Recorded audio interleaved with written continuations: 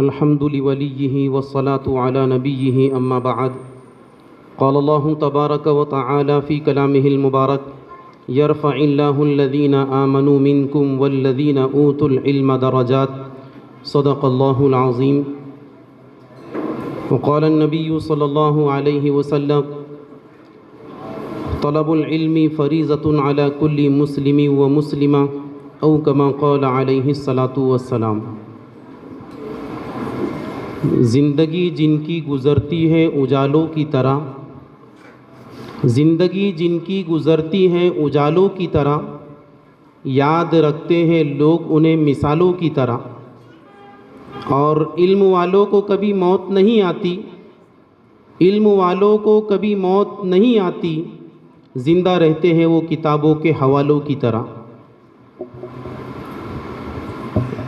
Stage پر موجود معزز علماء کرام میں سے ہمارے شہر کے قدیم علماء میں سے حافظ نذیر احمد صاحب صدر جمعیت العلماء ہند شاخ سلوڑ، اور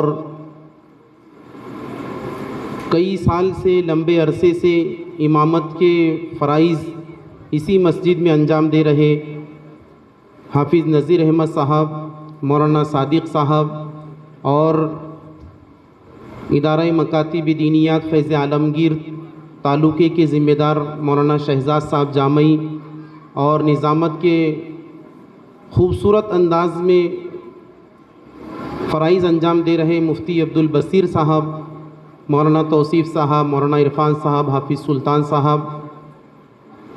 اسی طریقے سے مکتب کی اہم ذمہ داریاں سنبھال رہے حافظ عبید صاحب، اور دیگر معزز علماء کرام اور معزز سامعین اور مکتب حضا کے طلباء و طالبات، ہم تمام ہی کے لیے بڑی خوش قسمتی کا مقام ہے کہ ہم اس وقت مکتب دارالہدیٰ شہابیہ کے سالانہ جلسے میں موجود ہیں. اور میں بہت دیر سے بچوں کے پروگرام کو الحمدللہ سن رہا تھا. اگر ہمارے قرب و جوار اطراف و اکناف کے مدارس کے اساتذہ اگر اس مجلس میں، اس محفل میں موجود ہوتے تو وہ جلسے کے اخیر میں یقیناً یہی سوال کرتے کہ یہ بچے مکتب کے ہیں یا مدرسے کے ہیں. یہ سوال اس لیے کہ مدرسہ جہاں پر 24 گھنٹے دینی تعلیم کا ماحول ہوتا ہے، دنیاوی تعلیم بہت کم مدارس میں ہے. اس کے بالمقابل کہ طلباء اپنے گھر پہ رہتے ہوئے اور ٹیوشن کلاسز پوری کرتے ہوئے، اسی طریقے سے اسکول کی تعلیم مکمل کرتے ہوئے صرف 1.5 گھنٹہ مکتب کے اندر مسجد کے ماحول کے اندر آ رہے ہیں. اور ایسے ماحول کے اندر ماشاءاللہ ہم نے بچوں کے پروگرام کو سنا. کتنی بہترین بچوں نے نعتیں پڑھی، کتنی بہترین حمد پیش کی، کتنے بہترین اور خوبصورت انداز میں تقریریں پیش کی، اور کیسے اجتماعی شکل میں، گروپ کی شکل میں اپنے پروگرام کو پیش کیا. دوستو یہ آسان نہیں ہے. اگر ہم میں سے مجمع میں سے موجود علماء کے علاوہ جتنے حاضرین یہاں پر بیٹھے ہوئے ہیں، اگر آپ کو یہاں اسٹیج پہ بلایا جائے اور آپ سے 10 منٹ اور 5 منٹ نہیں، صرف یہ کہا جائے کہ آپ نماز کے بارے میں 2 منٹ بات کرو، تو سمجھ میں آ جائے گا کہ یہاں کھڑے ہونے کے لیے کتنی ہمت اور جرات اور بے باکی کی ضرورت ہے ایک بات بولنے کے لیے بھی. لیکن ان چھوٹے چھوٹے معصوم اور ننھے منھے بچوں نے جو اپنے معافی ضمیر کو ادا کیا اور تعلیمی مظاہرہ ان بچوں نے جو کیا، تو یقیناً یہ اساتذہ اس شعر کے مصداق ہے کہ مجھے سنوارنا ہے اپنی قوم کے بچوں کی تقدیریں، مجھے سنوارنا ہے اپنی قوم کے بچوں کی تقدیریں، کہ بن تراشے ہوئے پتھر مجھے اچھے نہیں لگتے. یہ علماء، یہ حفاظ کرام، یہ معلمین حضرات کہ کیسے 20 سے 25 بچوں کو 1.5 گھنٹے کے اندر روزانہ ان کا سبق کیسا سنتے ہیں، ان بچوں کو سبق کیسا پڑھاتے ہیں، ان کی حاضری کا نظام، ان کی فیس کا نظام، اور اسی طریقے سے کلاس کا ڈسپلن کا نظام یہ کیسے سنبھالتے ہیں. اس کا اندازہ ہم اس بات سے لگا سکتے ہیں کہ ہم میں سے ہر ایک الحمدللہ صاحب اولاد ہے. 2 سے 3 یا 4 بچے ہمارے گھروں کے اندر ہے کتنا مشکل ہو جاتا ہے بچوں کو سنبھالنا، لیکن یہ ہمارے اساتذہ اور معلمین کیسا سنبھالتے ہیں۔ علم دین کی فضیلت اور اہمیت کے عنوان پر میں نے آپ کے سامنے ابتدا میں قرآن کریم کی ایک آیت پیش کیا اور ایک حدیث مبارکہ، جس میں فرمایا گیا حدیث پاک کے اندر کہ علم دین کا حاصل کرنا ہر مرد عورت پر لازم، ضروری اور فرض ہے، اس لیے کہ علم دین ہی وہ زیور ہے جو انسان کو زمین سے آسمان تک پہنچاتا ہے۔ علم دین ہی وہ قیمتی ہیرا ہے جو انسان کو اندھیریوں سے روشنی کی طرف لاتا ہے۔ علم دین ہی وہ نورانی اور قیمتی چیز ہے کہ جو بندے کا تعلق اللہ سے جوڑتی ہے، جو اللہ اور اس کے رسول کے حکموں پر چلنے کے لیے راستہ دیتی ہے۔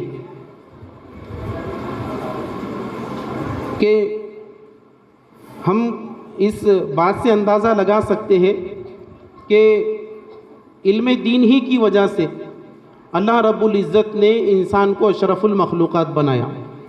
دیگر جو مخلوقات ہے طاقت کی بنیاد پر نہیں، اگر طاقت کی بنیاد کے اوپر عظیم مرتبہ اگر انسان کو ملا ہوتا تو اونٹ انسان سے کہیں زیادہ طاقتور ہے، لیکن انسان کو عظیم مرتبہ کس وجہ سے ملا؟ طاقت کی بنیاد پر نہیں، اس کی علم کی بنیاد پر۔ اسی طریقے سے انسان کو اونچا مقام اور اشرف المخلوقات جو مرتبہ ملا وہ علم ہی کی بنیاد پر، جسم کی بنیاد پر نہیں کہ اس کا جسم بہت بڑا ہے۔ اگر اس لحاظ سے دیکھا جائے تو ہاتھی انسان سے کئی گنا زیادہ بڑا ہے۔ اسی طریقے سے انسان کو اس کی بہادری کی بنیاد کے اوپر نہیں عظیم مرتبہ دیا گیا، بلکہ اس کے علم کی بنیاد پر اس کو اشرف المخلوقات کہا گیا۔ ورنہ بہادری کے اعتبار سے شیر، چیتے اور پھاڑ کھانے والے جانور انسان سے کہیں زیادہ بہادر اور طاقت رکھتے ہیں۔ اسی طریقے سے زیادہ کھانا یہ بھی انسان کو عظیم نہیں بناتا۔ اگر زیادہ کھانا عظیم ہوتا تو بیل انسان سے زیادہ کیا ہوتا؟ عظیم ہو جاتا، اور اس کی خوراک انسان سے کہیں زیادہ ہے۔ لیکن علم کی بنیاد کے اوپر اللہ رب العزت نے انسان کو بڑا مقام دیا ہے کہ بنی آدم از علم یابد کمال، بنی آدم از علم یابد کمال، کہ بے علم نہ توا خدا را شناخت۔ نبی کریم صلی اللہ علیہ وسلم کو نبوت جس وقت اللہ پاک کی جانب سے آپ منصب نبوت کے اوپر فائز ہوئے اور آپ نے جس وقت نبوت کا اعلان کیا، نبی بنائے جانے کے وقت آپ پر قرآن کریم جب نازل ہوا تو سب سے پہلی آیت کون سی نازل ہوئی؟ اقرا بسم ربک الذی خلق، کہ پڑھ اپنے رب کے نام سے۔ مفسرین فرماتے ہیں کہ جس وقت آپ صلی اللہ علیہ وسلم پر یہ آیت نازل ہوئی اور آپ منصب نبوت پر جس وقت آپ فائز ہوئے تو اس وقت عرب کے اندر کیسی جہالت تھی، اس وقت کیسے کیسے بڑے بڑے کبیرہ گناہوں کے اندر وہ لوگ ملوث تھے کہ شرک، بت پرستی، کفر ان کی گھٹی میں سما چکا تھا، شراب نوشی، شراب اسلام کے اندر حرام ہے، اسی طریقے سے قتل و غارت گیری، بیٹیوں کو زندہ دفن کر دیتے تھے۔ لیکن آیت کون سی نازل ہوئی؟ قتل کے اوپر سب سے پہلی آیت نازل ہونا چاہیے تھا، شرک و بت پرستی کے اوپر سے آیت نازل ہونا چاہیے تھا، اسی طریقے سے ان کے دیگر گناہوں کے اوپر آیت نازل ہونا چاہیے تھا، لیکن اللہ پاک نے سب سے پہلی آیت جو نازل فرمائی تو وہ کیا تھی؟ کہ اقرأ بسم ربک الذی خلق۔ نبی کریم صلی اللہ علیہ وسلم نے جیسے ہی اسلام کی دعوت دی، چند لوگ اسلام میں داخل ہوئے بھی نہیں تھے کہ آپ نے سب سے پہلے ایک صحابی جن کا نام حضرت ارقم رضی اللہ عنہ ہے، ان کے گھر کا انتخاب فرمایا، کس چیز کے لیے؟ مکتب کے لیے، کہ یہ علم دین کو سیکھیں گے، علم دین ان کی زندگی کے اندر آئیں گا تو تمام کے تمام گناہ ان کی زندگی سے آٹومیٹیکلی نکل جائیں گے۔ اسی طریقے سے جب مکہ کی سرزمین آپ کے اور آپ کے صحابہ کے لیے تنگ ہوئی اور آپ نے مکہ سے مدینہ منورہ کی طرف ہجرت فرمائی، وہاں جانے کے بعد خود نبی کریم صلی اللہ علیہ وسلم کے لیے کسی گھر کا ذاتی مکان کا انتظام نہیں تھا، اور آپ کے ساتھ میں آئے ہوئے دیگر صحابہ کے لیے بھی کوئی گھر کا انتظام نہیں تھا، لیکن نبی کریم صلی اللہ علیہ وسلم نے اپنے لیے گھر کا انتظام خود نہ کرتے ہوئے، صحابہ کے لیے گھر کا انتظام نہ کرتے ہوئے، سب سے پہلے اگر کسی چیز کا انتظام فرمایا تو وہ ایک مرکز کا، ایک مسجد کا، اور مسجد نبوی کی شکل میں سب سے پہلے تعمیر ہوئی، اور آپ جو ہے تو ابو ایوب انصاری رضی اللہ تعالیٰ عنہ کے گھر میں مہمان بن کر رہے، اور پھر اس مسجد کے صحن میں ایک چبوترا بنایا گیا جس کو صفا کا چبوترا کہا جاتا ہے. وہ ایک مکتب تھا, ایک مدرسہ تھا. اس سے ہم اندازہ اور اہمیت کا جو ہے تو اندازہ لگا سکتے ہیں کہ اسلام کے اندر دین اسلام کو کی کتنی اہمیت ہے. اسی سلسلے کی ایک کڑی الحمدللہ یہ آج کا ہمارا یہ مکتب ہے جو ادارہ مکاتب دینیات فیض عالمگیر اورنگ آباد کے زیر انصرام ماشاء اللہ بحسن و خوبی چل رہا ہے, اور اللہ پاک اس مکتب کو مزید ترقیات سے مالا مال فرمائے. دوستو اور عزیز ساتھیوں, یہ جو بچے یہاں پر کھڑے ہوئے اور انہوں نے جو تعلیمی مظاہرہ پیش کیا, تو ایسا نہیں تھا کہ بچوں کے دماغ کے اندر کیا کیا گیا, کوئی میموری اٹیچ کی گئی اور ایک کیا کیا گیا اس کے اندر جو تو ویڈیو یا ہے کہ اس کے اندر دعائے قنوت یا اتحیات دعائے معصورہ اور جو بچوں نے پروگرام پیش کیا ہے میموری کے اندر چپ کے اندر انسٹال کیا گیا اور پھر ان کے دماغ کے اندر ڈالا گیا اور کھڑے ہو کر روبوٹ کی طرح بچوں نے سنا دیا. ایسا نہیں ہوا, پورا سال ان کے اوپر محنت ہوئی اور اس کے بعد ہم نے جو تو ماشاءاللہ تعلیمی مظاہرہ دیکھا. اب اس کے بدلے ہم کیا کر سکتے ہیں؟ کچھ نہیں کر سکتے, لیکن اتنا کر سکتے ہیں کہ ہم جو ہے تو ان کی بچوں کی جو فیس مقرر ہے اس میں ہر سال کچھ نہ کچھ اضافہ کریں, تاکہ کیوں اس لیے کہ ہماری یہ جو رقم ہے کس چیز کے اوپر لگ رہی ہے. میں بار بار مکتب کے پروگرام میں جب بھی بات کرنے کا موقع ہمارے نظماء کرام کی جانب سے ملتا ہے تو یہ مثال پیش کرتا ہوں کہ اگر ہمارے پاس مثال کے طور پر فور ایگزامپل 100 روپے ہے, اب وہ 100 روپے ہم نے کیا کیا, کسی غریب کی مدد کی ہم نے, اس کے ذریعے وہ آخرت میں ہماری نجات کا ذریعہ بنے گا. لیکن اسی 100 روپے کے ذریعے انسان نے شراب لیا اور شراب پی لیا, وہی آخرت میں اس کی پکڑ کا ذریعہ بنے گا. اسی طریقے سے وہ 100 روپے کے ذریعے کسی سنیما ہال میں گیا, پکچر دیکھا, فلم دیکھا, وہ آخرت میں اس کی نجات کا ذریعہ نہیں بنے گا بلکہ اس کی پکڑ کا ذریعہ بنے گا. تو ہم جو فیس بچوں کے کس کے اوپر دینی تعلیم کے اوپر صرف کرتے ہوئے استاد کے پاس دے رہے ہیں, ظاہری طور پر یہ استاد کے ہاتھ میں جا رہی ہے, لیکن حقیقت کے اعتبار سے یہ بینک آف آخرت کے اندر جمع ہو رہی ہے. اور اللہ رب العزت اسی مکتب کے اندر دی ہوئی فیس کو آخرت کے اندر نجات کا ذریعہ بنائیں گے. کیوں, کس چیز کے اوپر خرچ ہو رہا ہے کہ بچوں کو قرآن کی تعلیم, دین کی تعلیم, حدیث کی تعلیم اور اللہ اور اس کے رسول کا فرما بردار بنانے کے لیے کیا ہو رہی ہے, فیس خرچ ہو رہی ہے. تو یقیناً یہ آخرت میں نجات کا ذریعہ بنیں گی. کتنی فیس ہے حفیظ صاحب یہاں؟ 150 روپے. اور ماہانہ ریچارج کتنا ہے اپنا اس کا موبائل کا ریچارج؟ 350 سے کم نہیں شاید, بول رہے نہیں ماشاءاللہ, سب کے پاس موبائل ہے, اینڈرائڈ سب کے پاس ہے. انلیمیٹڈ کا کتنا ہے بولو نا بھائی, unlimited calling, unlimited data 5G کا کتنے کا ہے؟ 350. جس کے اوپر کیا کر رہے ہیں, ریل پہ ریل دیکھتے جا رہے ہیں اور گناہ کے اندر اضافہ کرتے جا رہے ہیں. اس کے اوپر مہینے کے کتنے, 350. اور بھی بہت مثالیں, لیکن صدر صاحب کی طرف سے بات کو کم وقت میں لپیٹنا ہے اس لیے اور بھی مثالیں دے سکتا تھا لیکن وقت مختصر ہے. تو گناہ کے اوپر کتنے روپے, 350 روپے.